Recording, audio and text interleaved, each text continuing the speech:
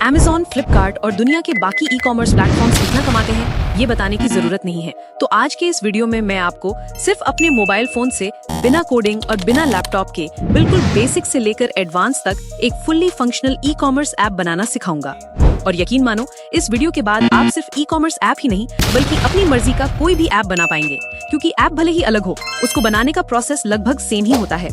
ये कोई छोटा मोटा 5-10 मिनट का वीडियो नहीं है, बल्कि एक कंप्लीट कोर्स है जिसमें मैंने हर स्टेप बेसिक से लेकर फाइनल ऐप तक क्लियरली समझाया है। और हाँ, ऐप बनाते वक्त एरर्स तो आते ही हैं, लेकिन मैं आपको एआई का यूज करके उन्हें फिक्स करना भी सिखाऊंगा। तो सोचिए, आपके पास कितना बड़ा नॉलेज का खजाना खुलने वाला है।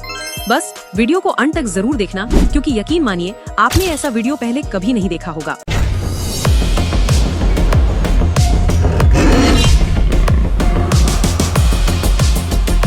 चलिए स्टार्ट करते हैं स्टेप 1 से।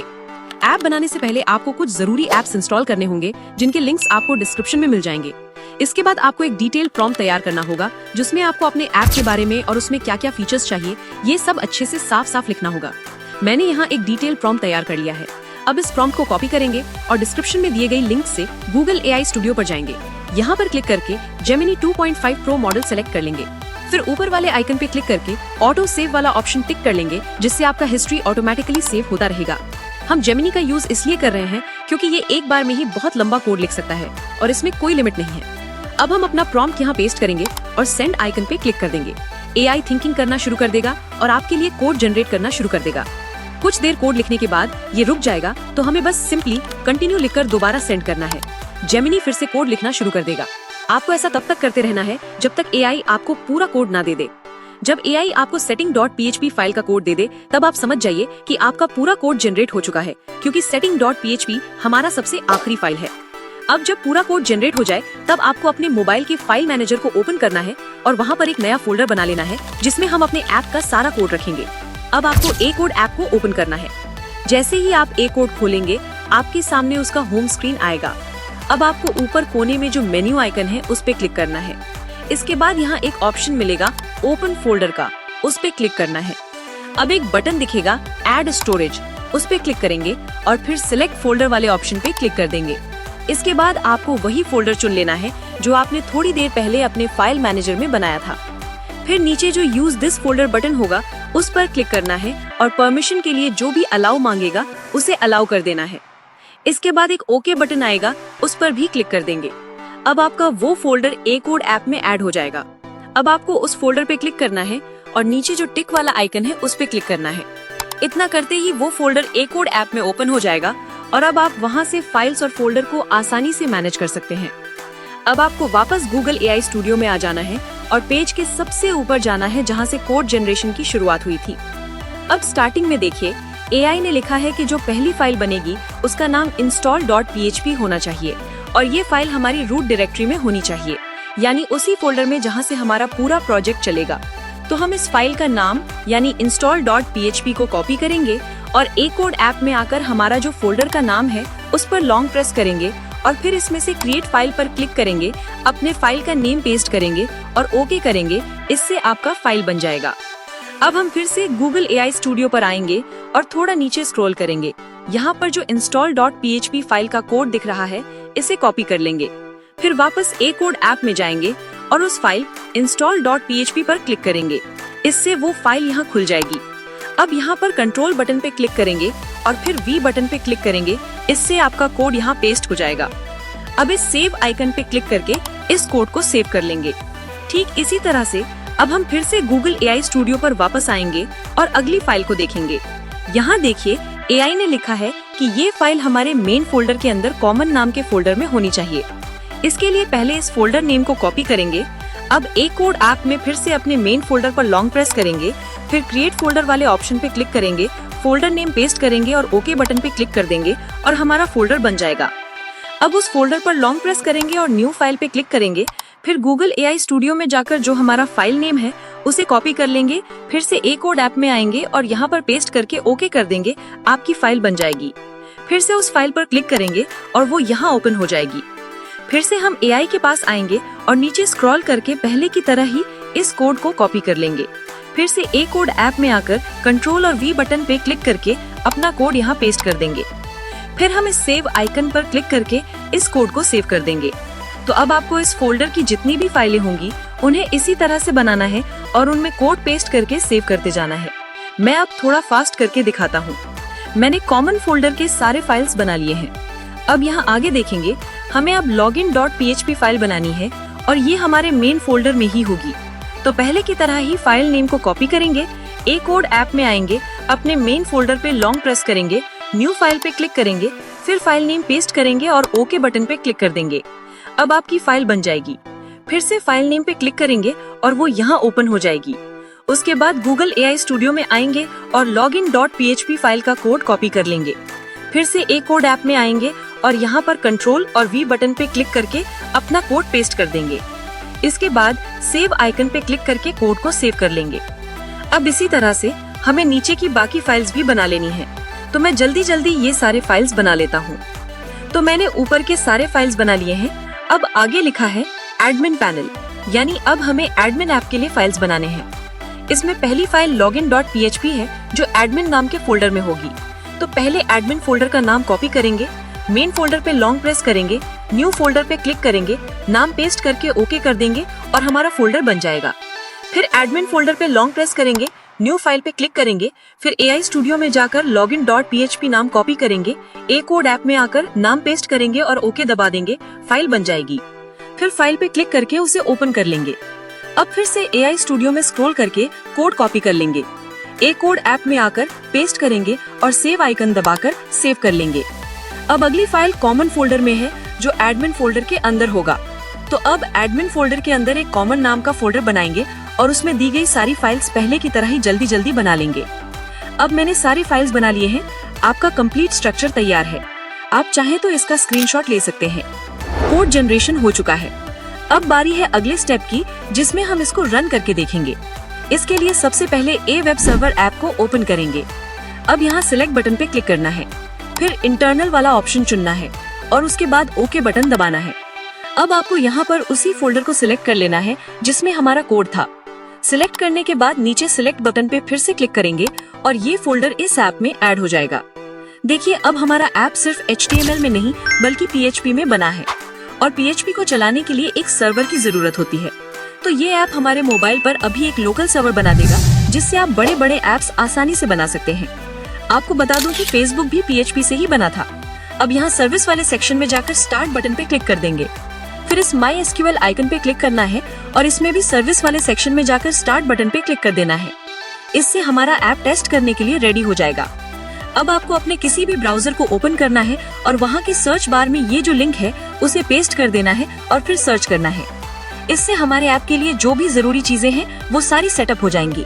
लेकिन देखिए यहाँ पर हमें कुछ एरर्स आ गए हैं, तो इसे फिक्स करने के लिए बस इस एरर को कॉपी कर लेंगे, फिर गूगल AI स्टूडियो में आ जाएंगे, फिर अपना एरर यहाँ पेस्ट कर देंगे और इसमें कहेंगे कि इसको फिक्स कर दो, फिर सेंड आइकन पे क्लिक कर देंगे।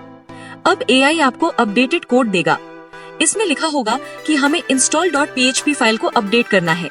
तो इसके लिए यहाँ से उस कोड को कॉपी कर लेंगे, फिर वापस कोड ऐप में आएंगे, आराम से install.php फाइल को ओपन करेंगे, फिर पहले से मौजूद पुराने कोड को हटाने के लिए कंट्रोल बटन पे क्लिक करेंगे, फिर A बटन पे अब ये पूरा कोड सेलेक्ट हो जाएगा, फिर यहाँ कट बटन से सबको हटा देंगे और न्यू कोड यहाँ पेस्ट कर देंगे और अंत में सेव आइकन पे क्लिक करके फाइल को सेव कर देंगे।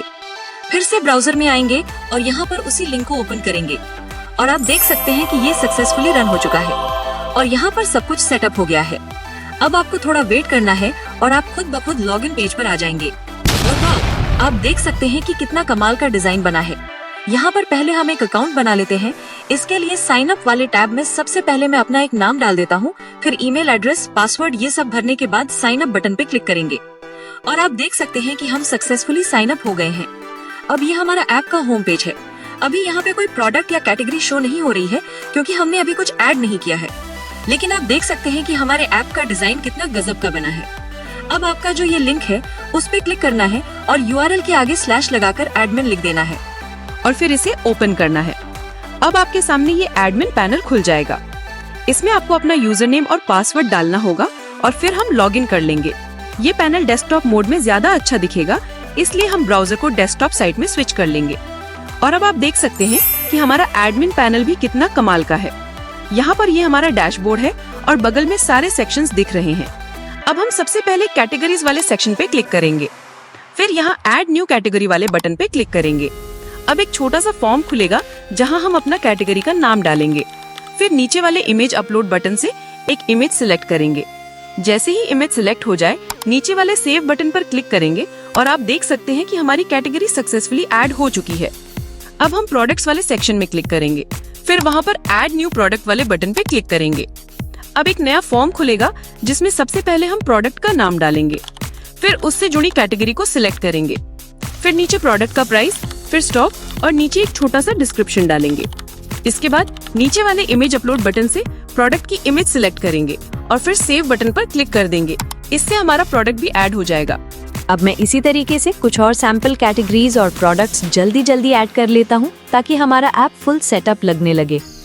अब चलिए हम फिर से अपने यूजर ऐप में चलते हैं और देखते हैं कि अब कैसा दिख रहा है। इसके लिए फिर से वही वाला लिंक खोल लेंगे और आप देख सकते हैं कि अब सब कुछ कितना बढ़िया तरीके से शो हो रहा है। ऊपर की तरफ कैटेगरीज दिख रही हैं और नीचे हमारे प्रोडक्ट्स की लिस्ट आ रही है। और सच में आप खुद देखिए ये कितना प्रोफेशनल तरीके से डिजाइन किया गया है। अब चलिए किसी एक कैटेगरी पर क्लिक करते हैं और देखिए यहाँ पर कुछ शो नहीं हो रहा, साथ ही एक एरर मैसेज भी आ रहा है। तो इसे फिक्स करने के लिए सबसे पहले हम इस एरर का एक स्क्रीनशॉट ले लेंगे। फिर हम वापस गूगल आई स्टूडियो पर जाएंगे। यहाँ पर प्लस वाले आइकन पर क्लिक करके अपलोड फाइल वाला ऑप्शन चुनेंगे। फिर अपने मोबाइल से वो स्क्रीनशॉट सिलेक्ट कर लेंगे। अब नीचे बॉक्स में सिंपल सा लिखेंगे प्लीज फिक्स दिस एरर और फिर सेंड आइकन पर क्लिक कर देंगे। अब AI कोड जनरेट करना शुरू कर देगा, थोड़ा वेट कर लेना है। देखिए AI ने बताया है कि हमारा products.php फाइल बना ही नहीं है, तो पहले की तरह ही जल्दी से हम ये फाइल क्रिएट करेंगे और फिर इसमें AI के दिए गए कोड को कॉपी करके सीधे A-Code ऐप में आकर पेस्ट कर देंगे। अब हम फिर से उसी कैटेगरी पे क्लिक करेंगे और देखिए अब हमारा प्रोडक्ट पेज खुल गया है और उसमें सारे प्रोडक्ट्स भी सही से दिख रहे हैं। अब हम प्रोडक्ट डिटेल पे क्लिक करेंगे और यहाँ देखिए कितना अच्छे से प्रोडक्ट का डिटेल दिख रहा है। नीचे रिलेटेड प्रोडक्ट्स भी अच्छे से शो हो रहे हैं। अब हम ऐड टू कार्ट बटन पे क्लिक करके देखते हैं और देखिए यहाँ पर एक एरर आ गया है। कोई बात नहीं, हम इसको फिक्स कर लेंगे। इसके लिए पहले इसका स्क्रीनशॉट ले लेते हैं। अब कार्ट पेज पे क्लिक करके देखते हैं, देखिए प्रोडक्ट ऐड हो चुका है। फिर चेकआउट बटन पे क्लिक करेंगे और देखिए अब हम चेकआउट पेज पर आ गए हैं। यहाँ पर हमें अपना एड्रेस डालना है, तो मैं एक डमी एड्रेस लिख देता हूँ। फिर नीचे प्लेस ऑर्डर बटन पे क्लिक करेंगे और देखिए यहाँ भी एक एरर आ गया है, तो इसका भी स्क्रीनशॉट ले लेते हैं। अब हम गूगल आई स्टूडियो पे आ जाएंगे। यहाँ प्लस वाले आइकन पे क्लिक करके अपने स्क्रीनशॉट सेलेक्ट कर लेंगे। अब नीचे लिख देंगे कि कहाँ कहाँ प्रॉब्लम आई है, फिर सेंड बटन पे क्लिक कर देंगे। अब थोड़ा वेट करना है, AI आपके लिए अपडेटेड कोड तैयार करेगा। और देखिए इसने product detail page, cart page और चेकआउट पेज का नया कोड दे दिया है। अब हम जल्दी से पुराना कोड हटाकर नया वाला पेस्ट कर देंगे और इस तरह से कोड अपडेट हो जाएगा।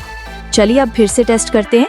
मैंने एक प्रोडक्ट को ऐड टू कार्ट किया है और आप देख सकते हैं कि ये हमारे कार्ट में सक्सेसफुली ऐड हो गया है। अब हम कार्ट पेज पे जाते हैं और फिर चेकआउट बटन पे क्लिक करेंगे।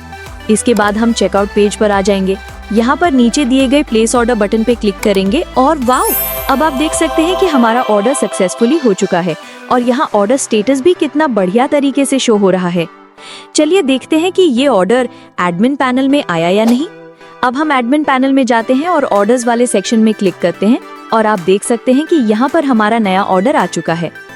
अब ऑर्डर का डिटेल देखने के लिए हम इस व्यू वाले बटन पे क्लिक करेंगे और देखिए आपके सामने ऑर्डर का पूरा डिटेल आ चुका है। यहाँ पर आप ऑर्डर का स्टेटस अपडेट कर सकते हैं, जैसा कि मैं अभी कर रहा हूँ। अब चलिए वापस यूजर ऐप में जाकर देखते हैं और देखिए यहाँ पर हमारा ऑर्डर स्टेटस अपडेट हो चुका है।